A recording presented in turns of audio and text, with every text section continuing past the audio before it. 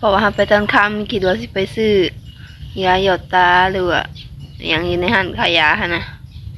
เลยไปค่ำบัดนี้ไปหอดแล้วเพิ่นเบิ่งตาเฮาห้านขายยาหั่นนะ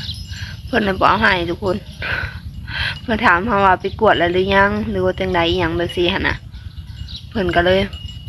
บ่เอาให้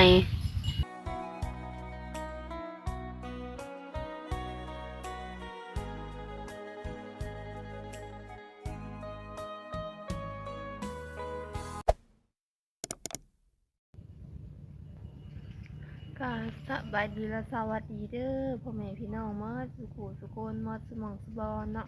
ตอนนี้เราก็อยู่ทางธนาคารของเราเองทุกคนเป็นเวลาตอนแรงๆคือเก่าเนาะเพราะว่า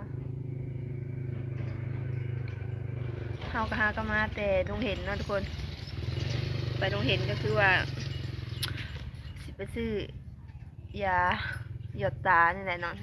เอาว่าหั่นแหละยังบ่ดีขึ้นอยู่ทุกคนเอาไปก็ค่ำเลยบ่ายสองบ่ายสามเลยไปนะก็เลยตอนนี้5 โมงไปที่เขา6 โมงแล้วกลับมาฮอดกินนี่แหละฮอดกินนี่ก็ถึงอยู่แล้วไปแล้วเนาะเพราะว่าไปตอนค่ำคิดว่าสิไปซื้อยาหยดตาหรือว่าอย่างอยู่ในห้านขายยาค่ะนะเลยไปค่ำบัดนี้ไปฮอดแล้วเพิ่นเบิ่งตาเฮาห้านขายยาหั่นนะเพิ่นน่ะบ่เอาให้ทุกคนเพิ่นถามเฮาว่าไปกวดแล้วหรือยังหรือว่าจังใดอีหยังแบบซี่หั่นนะเพิ่นก็เลยบ่เอาให้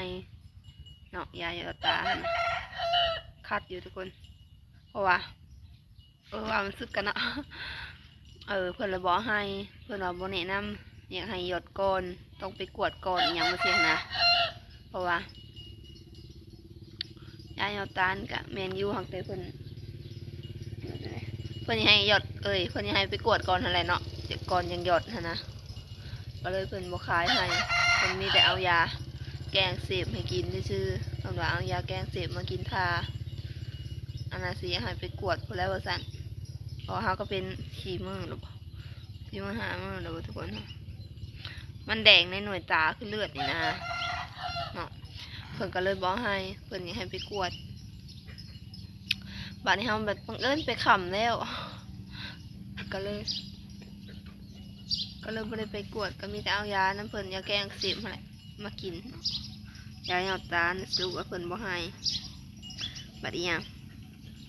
มืดพ้นตอนขามานะทีแรกมันใส่หมวกกันน็อกนะสวมกันน็อกไปแล้วมืดพ้นแล้วมันไม่ทุ่ง แต่อีหยังหมวกกันน็อกมันมั่วสินะทุกคนหมวกกันน็อกมันมั่วเลยเปิดกระจกมานะแหวนมานะขึ้นเป็นหมวกกันน็อกมันเกินแมงกับบินมาตำแมงตัวใหญ่เป็นแมงไม่แมงจีอย่างนั้นบินมาตำนี่โอ้ยน้ำตายังคุยยาวๆบัดเจ็บกว่าเมื่อนั้นในเมื่อนั้นตัวน้อยๆนะก่อนสีแดงนั่นแหละตอนนี้แมงไหม้บินมาตำนั่นแหละตัวใหญ่เมื่อนั้นแต่มันนี่โอ้ใหญ่เติมแล้วเนาะจนเจ็บน้ำตาคุยยาวๆฟังเบิ่งอีกมืออื่นอีกมันเป็นตั้งแต่ถือว่าบินมาตำมันใหญ่เติมแล้วเนาะ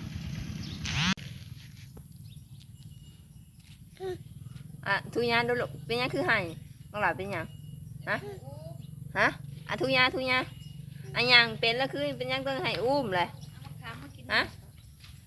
ยังเป็นแล้วคือให้อุ้มเลยยังมึงดูทุยาอย่างด้าเดี๋ยวทุกคนขี้ดื้อมาอีกแล้วทุยาไว้ลูก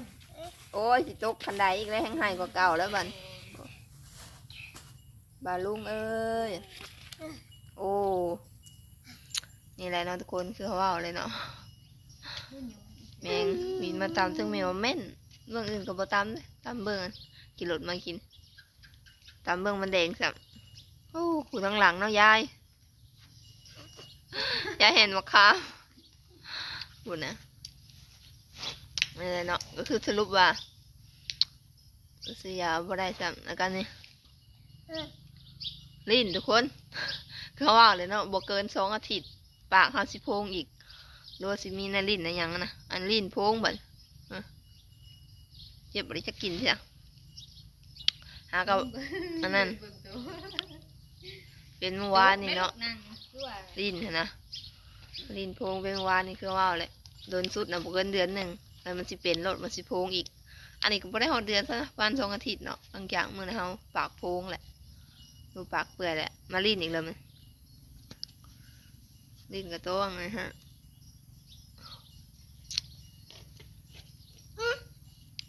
นี่แหละกระต้นกามาคืมผลว่ะแต่ผลไม่ตกแค่หรอกแต่คืมแท้คือว่ามืดอะไรมากินนี่นะจริงก็เปิดกันนอกออกบ่ทันได้ปะมือออกจากกันนอกซ้ำบินมาตำโอ้ยน้ำตาขุยาวๆตำมาตำเบื้องมันโฉเลยทำคนในกล้องน้ำบะแดงแห้งว่าตัวจริงว่าแดงอ่ะ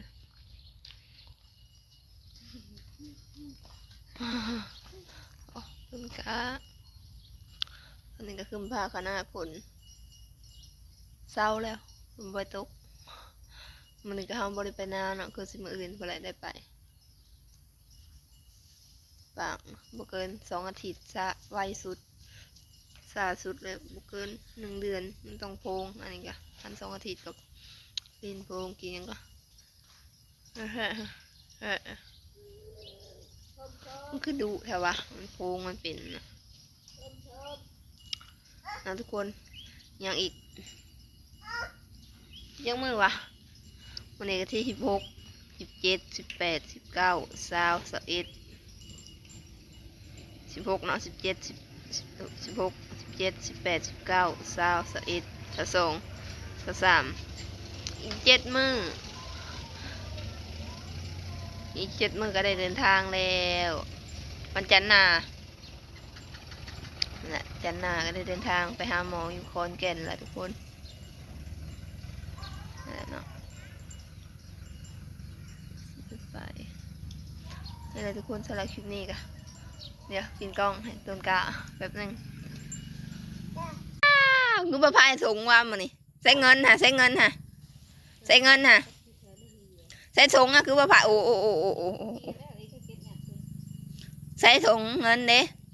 กินยังนะฮะมาไอ้กินยังลูกบลโอ้นางเป็นนี่เลยทุกคนกูเป็นหลังเห็ดขักแถวะฮะเป็นหลังขักแถวะ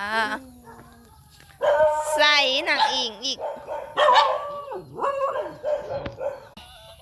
กินยังอันนี้ฮะกินยังหลังม่วงเขาบอกจักอันนี้ฮะเบิ่งดูขี้ไล่คนหลังม่วงบอกจักขี้ไล่นี่แต่ยุงผู้กินน้ำน้ำผักผู้กินยังนี่กินหลังม่วงบอกจักเด้คนกินหลังม่วงเลยกินยังฮะกินยังกินยังเนาะเพียงฮะโอ้ขี้ดื้อแหงนี่แหละทุกคนประมาณนี้แหละเนาะสำหรับคลิปนี้ก็เฮาก็สิขอตัวจบคลิปเพียงเท่านี้คลิปไปอย่างเมื่อไหร่จังหน่อยทุกคนยังเห็นทั้งซานบรรยากาศตอนแรงๆสำหรับคลิปนี้ก็ประมาณนี้แหละไว้เจอกันคลิปหน้าทุกคนสำหรับคลิปนี้ก็ฝากกดไลค์กดแชร์กดติดตามเพื่อเป็นกำลังใจให้ทั้งเฮาทำคลิปต่อไปในเด้อทุกคนคนอื่นมัดกับพินแม่การได้ก็ขอโทษขออภัยไปแล้ว